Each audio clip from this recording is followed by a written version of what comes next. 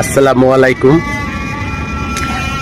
একটা কথা না বললেই নয়, কিছুক্ষণ আগে আমি ভিডিওটা দেখলাম।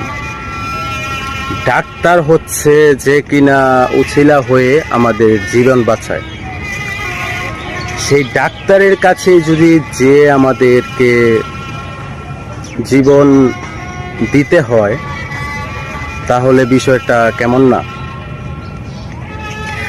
আসলে বুঝি না, আজকালকার ডাক্তার নামের কিছু কসাইয়ের জন্য যারা ভালো ডাক্তার এবং ফেরেশতার মতো, তাদেরও দুর্নাম হচ্ছে, বদনাম হচ্ছে।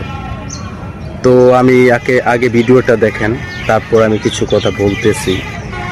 কেন এটা কি চলছে বাংলাদেশে আমি বুঝি না। সিজার করতে গিয়ে দেখে পেটের মধ্যে টিউমার। এখন ডক্টর চিন্তা করলো, এক মারে 2 গোল দিয়ে দেই, বারে লাগায় আরেক গোল দেই। পেশেন্টের পরিবারে এসে বলল, আপনাদের পেশেন্টের পেটের মধ্যে টিউমার, বাচ্চা তো বের করছি, এখন নগদে 3000 টাকা দিলে টিউমারটাও বের করে দেব। এখন কি করবে? পরিবার তো ভুক্তভোগী। আচ্ছা ঠিক আছে স্যার, বের করেন, আমার টাকাটা জাস্ট বিকাশে রয়েছে, উঠে নিয়ে এসে আপনার হাতে দিতেছি। ডক্টর 1 সেকেন্ডও সময় দিবে না, এখনই টিউমারটা বের করে নিয়ে আসি। পেশেন্টের পরিবার বলতেছে, আরে স্যার বের করেন, আমি টাকাটা উঠে নিয়ে আসি। ডক্টর পেটের মধ্যে টিউমার রাখেই সেলাই করে দিছে। আপনি চিন্তা করতে পারেন এ কেমন ডক্টর? এ কি ডক্টর না কসাই? আরে ভাই, তুই টিউমারটা বের কর, টাকা তোরে দেওয়া হবে। এমন তো না যে টিউমার বের করার পরে তোকে টাকা দেওয়া হবে না।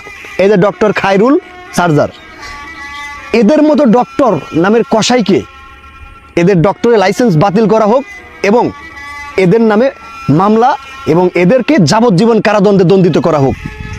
ডক্টর এটা শুধুমাত্র পেশা না, এটা একটা মানব সেবা, এটা সবাই করতে পারে না।